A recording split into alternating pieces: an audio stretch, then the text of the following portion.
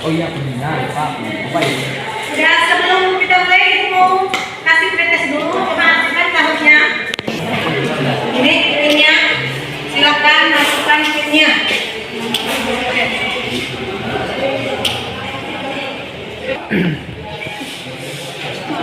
Udah semua.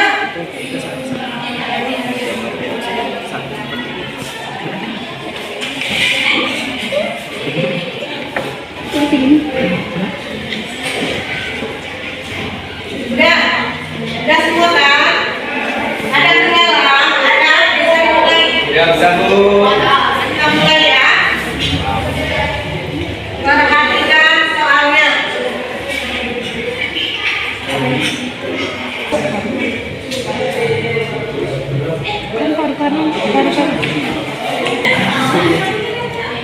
Raisa.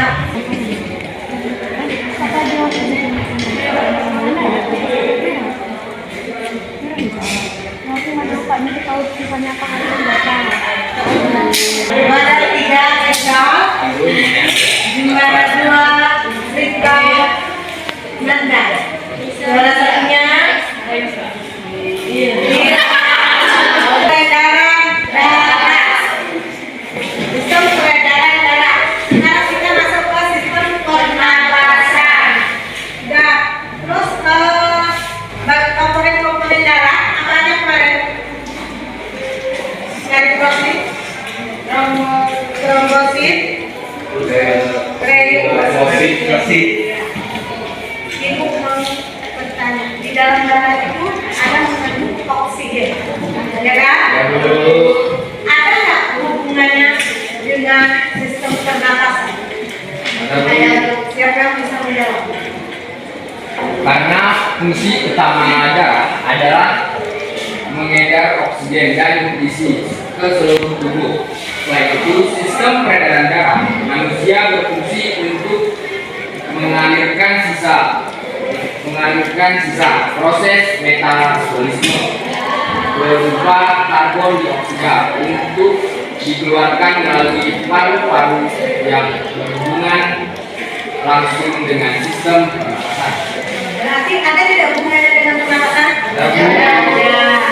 Karena oksigen yang dihasilkan oleh paru-paru diedarkan melalui darah.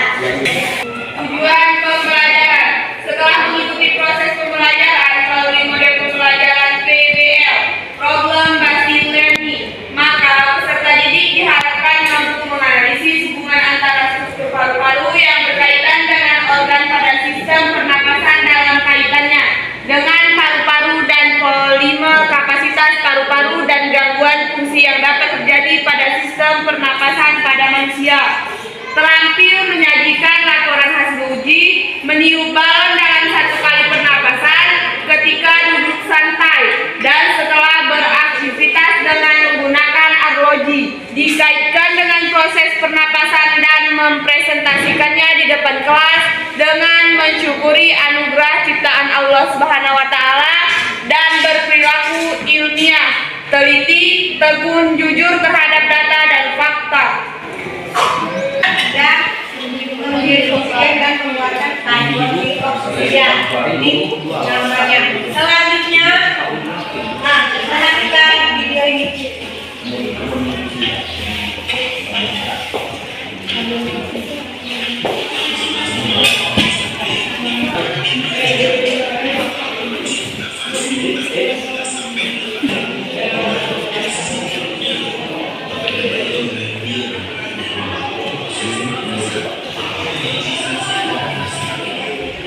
Sudah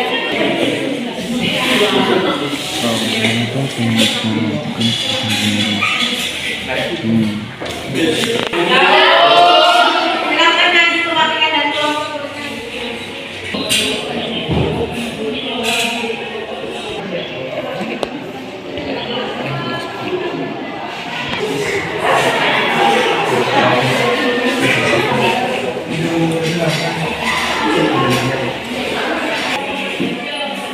dan kelompok selanjutnya ini masalah yang saya buat. Di sini satu kelompok satu saja, ya. Kita ambil yang nomor 1 dari kelompok 1, kemudian yang pada kelompok ini kelompok 2, kemudian nomor 5 dan kelompok mana? Biar dapat kita selesaikan. Dan yang nomor 7. Oke, selanjutnya coba kalian perhatikan, setiap kali kita berbicara mulut kita mengeluarkan asap. Ada yang tahu apa penyebab ketika di pagi hari atau suhu dingin kita berbicara mulut kita mengeluarkan asap? Ada ya apa?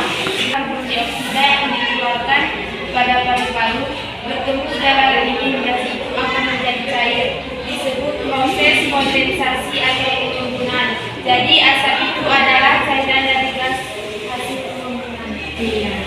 Jadi sewaktu kita berbicara mengeluarkan asap, karbon dioksida yang kita keluarkan Berarti bertemu dengan napas kita itu hangat ya, dan gabung dengan suhu yang dingin, jadinya keluar asap itu.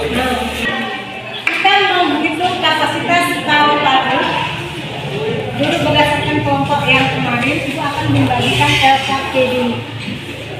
Ada bawa alat-alat yang itu kemarin kan? Lihatkan di mejanya masing-masing.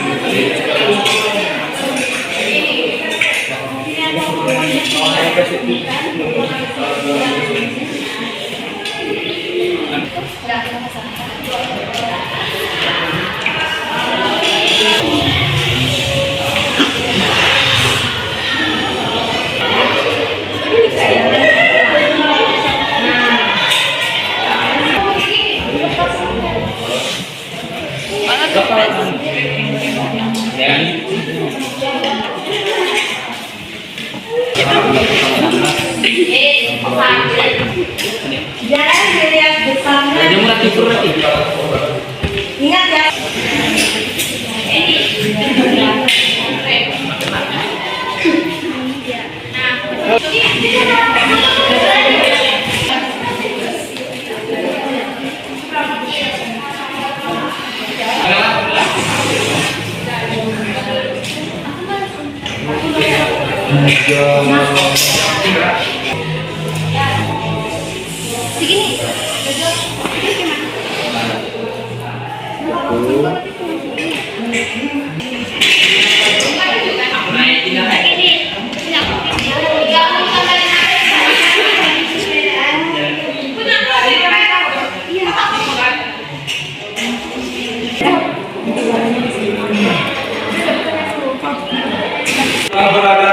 Setelah berolahraga, Indonesia ini menunjukkan 54 cm. Di sini kita dapat mengetahui bahwa jumlah dan ukuran kapasitas paru-paru kami berbeda.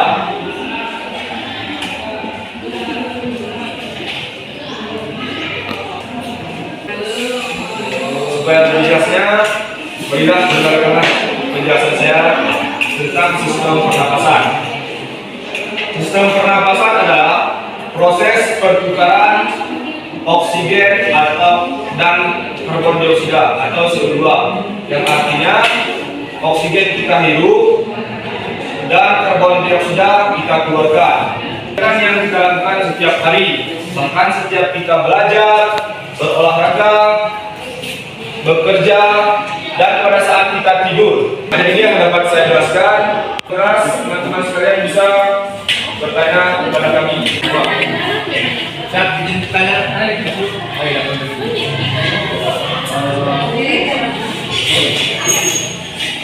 Assalamualaikum warahmatullahi wabarakatuh.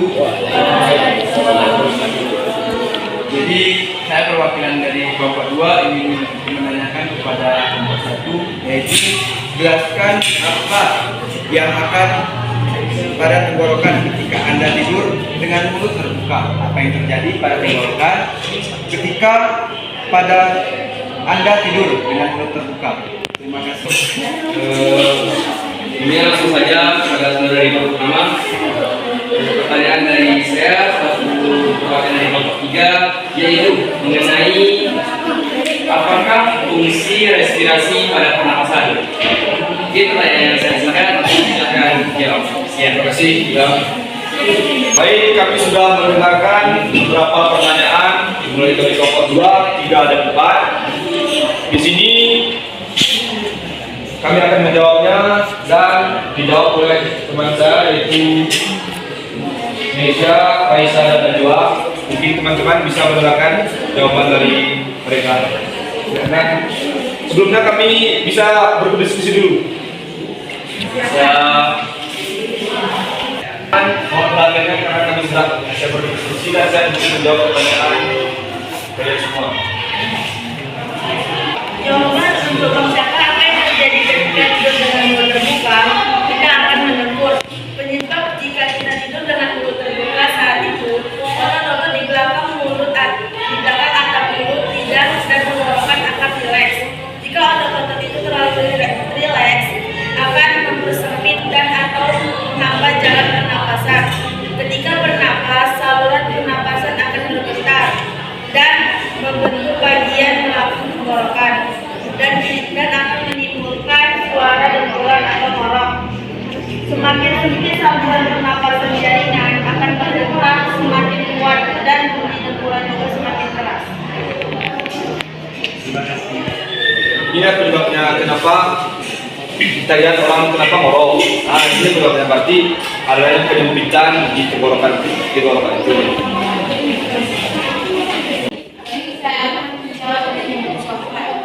Mengapa ketika makan tidak boleh berbicara? Karena pada tenggorokan ada istilah simpang yang terdapat saluran pernapasan dan pencernaan dan memiliki gerak peristaltik. Ketika kita makan secara otomatis, seluruh pernapasan akan tertutup dan sebaliknya jika bernapas, saluran pencernaan akan tertutup.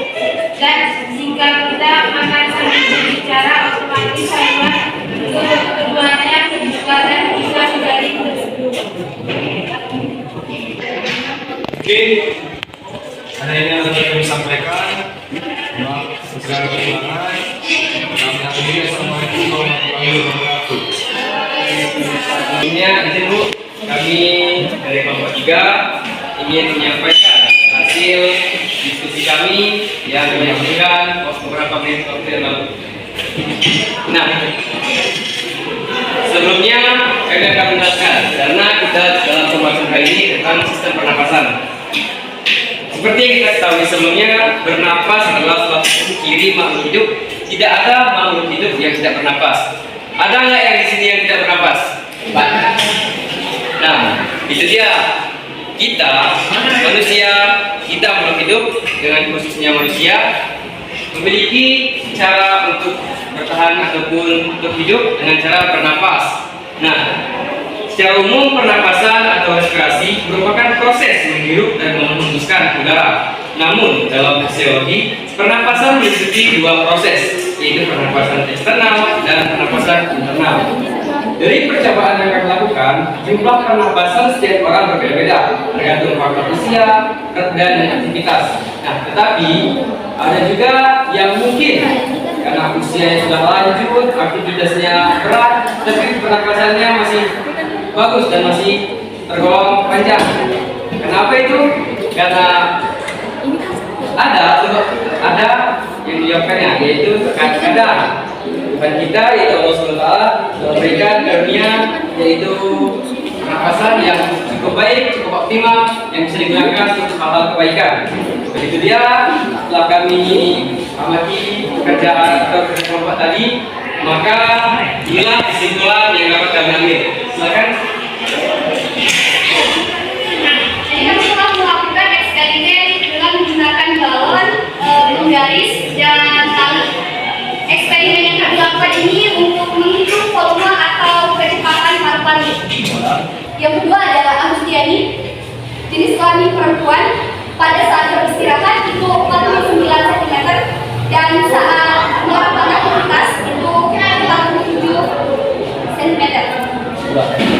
Oke, saya menambahkan sedikit tentang eksperimen kami tadi. Nah, seperti yang telah dijelaskan oleh dari dia tadi tentang pada saat kita beristirahat dan pada saat kita melakukan aktivitas. Nah, ada sesuatu yang memicunya karena terkadang pada saat kita sedang melakukan aktivitas seperti yang terjadi banyak pada laki-laki yaitu berolahraga, maka pada saat kita bernapas, pada saat melakukan bernapas tersebut, maka yang kita rasakan adalah banyak kan yang sesak, yang napasnya tidak terkontrol, yang napasnya tidak berlangsung secara baik karena tekanan-tekanan yang dilakukan dia akibat aktivitas yang dia lakukan seperti berlari, bermain bola, dan lain sebagainya.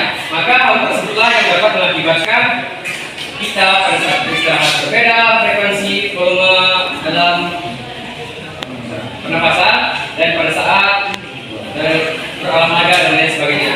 Maka hal tersebut hanyalah hal yang wajar. Tetapi pada saat kita berolahraga maka itu akan menjadi lebih baik lagi karena kita mengeluarkan bisa metabolisme yaitu dengan melalui keringat. Mungkin sekian dari kami. Silakan untuk kelompok yang ada untuk memberikan atau mengajukan pertanyaannya. Assalamualaikum warahmatullahi wabarakatuh. Waalaikumsalam warahmatullahi wabarakatuh. Saya perwakilan dari kelompok 2 yang bertanya ke kelompok 3. Jelaskan apa yang terjadi dengan fasea ketika seseorang menelan makan berukuran besar. Terima kasih. Selanjutnya, Kami dari kelompok 1 ingin bertanya kepada kelompok 3. Jelaskan struktur dari rongga hidung dan fungsinya. Bapak dari rekan-rekan sekalian, nah rongga hidung yaitu struktur dari rongga hidung terdiri atas konca, superior, middle, tengah, inferior, vestibular, dan lubang hidung. Konca ini berfungsi untuk memperluas bidang permukaan dan rongga hidung. Lubang hidung berfungsi sebagai tempat masuk dan keluarnya gas, oksigen, dan karbon dioksida, dan vertibul berfungsi sebagai penghubung antara lubang hidung dan konca. Nah, itu dia struktur-struktur yang rekan-rekan ingin tanyakan kepada kami. Sekian dari kami.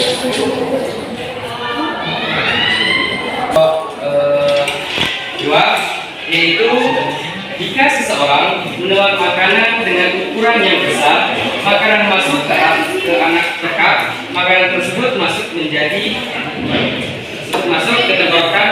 Hal ini membuat saluran tenggorokan menjadi sempit dan terganggu sehingga orang tersebut bisa tersedak. Nah, itu dia jawaban yang dapat saya sampaikan. Sekian dari kami. Apakah masih ada yang ingin ditanyakan?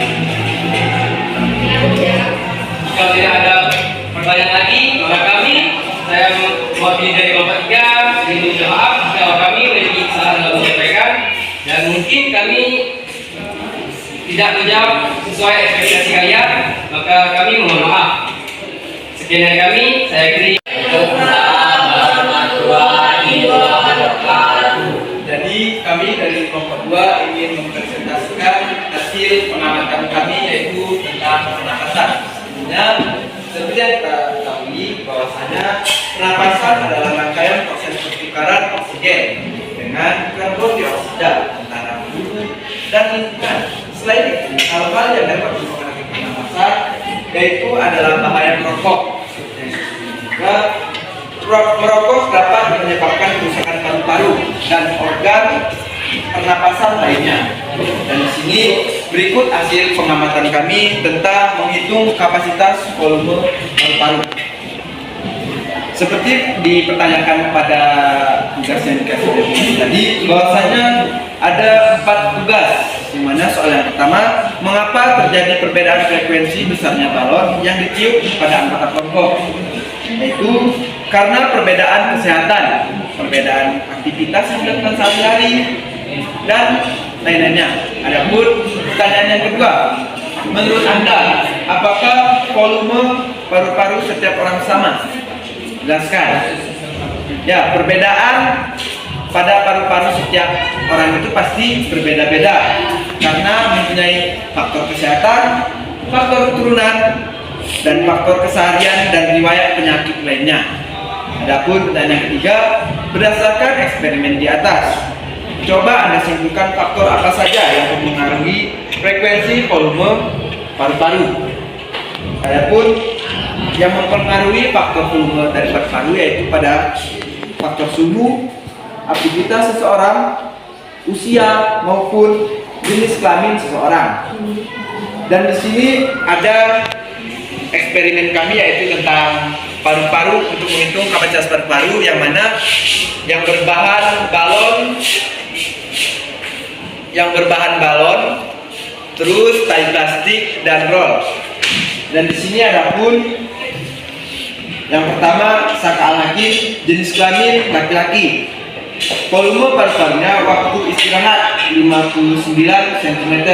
Sedangkan setelah berlari-lari volume paru-paru saka tersendiri yaitu 61 cm. Mungkin ada yang dipertanyakan dari kelompok lain. Pertanyaan saya,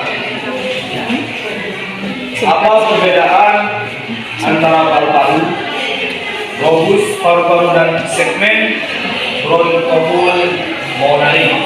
Di kelompok 1 yaitu Pertanyaan dari kelompok 1 yaitu perbedaan paru-paru, lobus paru-paru, dan segmen bronchopulmonary. Jawabannya yang pertama yaitu paru-paru adalah organ utama ventilasi berbentuk corong. Pada paru-paru kanan terdapat 3 lobus. Yang pertama adalah superior, yang kedua ada tengah, yang ketiga ada inferior. Paru-paru kiri terdapat 2 lobus. Yang pertama ada superior dan inferior. Setiap lobus dibagi menjadi segmen-segmen bronchopulmonary dipisahkan satu sama lain oleh jaringan pembuluh. Bagaimana kelompok satu? Mungkin hanya ini yang dapat kami sampaikan. Kurang lebihnya kami mohon kembali maaf. Wabillahi taufiq wal hidayah. Assalamualaikum warahmatullahi wabarakatuh. Waalaikumsalam warahmatullahi wabarakatuh. Di sini ada pertanyaan? Ya? Jadi setelah kami melakukan percobaan atau eksperimen tentang mengukur serta mengetahui kapasitas paru-paru yang masing-masing kan. Pertanyaannya, apakah sesuai dengan apa yang kami dapatkan itu? Contohnya seperti saya tadi 60 cm. Apakah paru-paru saya seperti itu? Ya. Apakah benar paru-parunya seperti itu? Karena kalau diukur tali tadi 60 cm itu panjang. Kalau ini di tubuh ini kayak mana gitu kan? Letaknya itu. Ada yang bisa jawab? Ya, jadi begini, yang kita lakukan itu cuma prediksi manusia. Yang selebihnya itu Tuhan yang tahu. Nah, jadi cuma prediksi. Makanya begitu juga dengan paru-paru kita memilih balon, kita ukur pakai tali latihan itu cuma prediksi kita. Jadi kalau yang ukurannya itu Dan kondisi paru-paru kita itu saat kita mengeluarkan napas dan menghirup napas, gimana Bu? Misalnya mengeluarkan napas itu kembang apa gimana ya? iya, makanya coba ketika kamu tarik nafas, dadanya seakan berasa begitu paru-paru mengambil oksigen, kemudian kita mengeluarkan paru-paru menepis kembali. Makanya itu yang menyebabkan dada kita naik dulu ketika kita mengambil dada kita kemana-mana. Ya, kemudian sedikit lagi tadi ada pertanyaan bagaimana kalau kita makan sambil berbicara. Ya. Di terakhir kita itu ada yang namanya gerak peristaltik. Jadi dia akan menutup apabila kita sedang makan, menutup saluran pernapasan, dan kalau kita bernapas menutup saluran pencernaan. Jadi kalau kalian makannya sambil berbicara, otomatis kita tersedak dan nasinya akan keluar dari hidung karena terbuka dua-duanya. Oh iya Bu, berarti nampasan dan pencernaan juga ya? Iya. Sudah selanjutnya kesimpulan. Coba siapa yang bisa menyimpulkan dari hasil pembelajaran kita tadi? Oke Bu. Ya, silakan. Sebelumnya izin Bu ya. Menurut saya kesimpulannya dapat kami ambil semua pelaku studi dalam pembelajaran pernapasan ini. Yang pertama, kami mengetahui tentang bagaimana oksigen masuk dalam tubuh kita dan mengeluarkan karbon dioksida. Nah, hal tersebut sebelumnya mungkin di antara kami semua masih ada yang belum tahu, dan ada juga yang belum tahu tentang sistem pernapasan tersebut. Melalui pembelajaran kali ini, kita sudah mengetahui tentang sistem pernapasan itu apa saja dan manfaatnya dalam pernapasan tersebut. Nah, kami juga mengetahui tentang volume paru-paru seseorang tersebut berbeda-beda, yang mana bisa saja dipengaruhi aktivitas kita, kesehatan kita, dan lain sebagainya. Nah, ada juga hal-hal kecil yang mungkin sebelumnya kami belum tahu, seperti yang telah ditanyakan oleh kelompok 4 tadi melalui tentang rambut yang terdapat dalam hidung. Sebelumnya kami tidak mengetahui Bu tentang apa sebenarnya fungsi dari rambut di dalam hidup kita tersebut. Melalui pembelajaran kali ini, kami sudah mengetahui tentang hal tersebut, yang mana manfaatnya sangat banyak Bu. Sekian dari saya.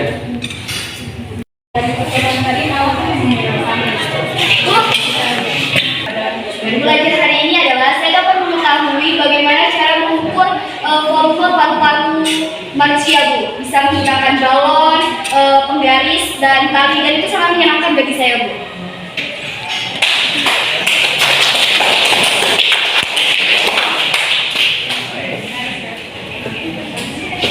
Percobaan ini ada nggak yang bermakna?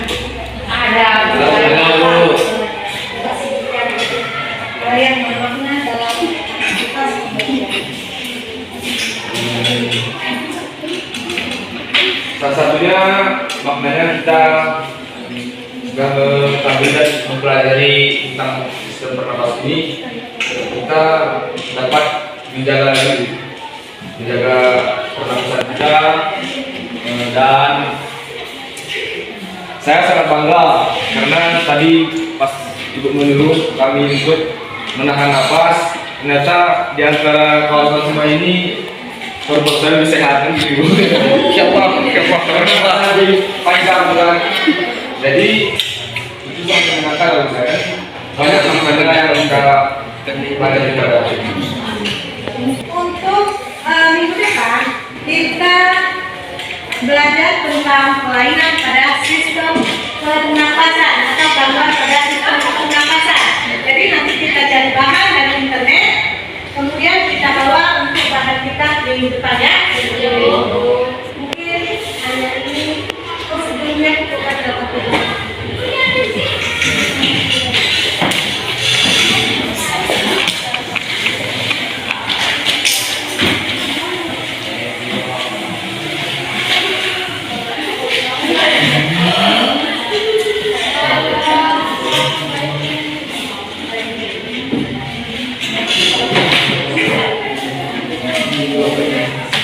Aktivitas berangkat dari anak kita melakukan tes.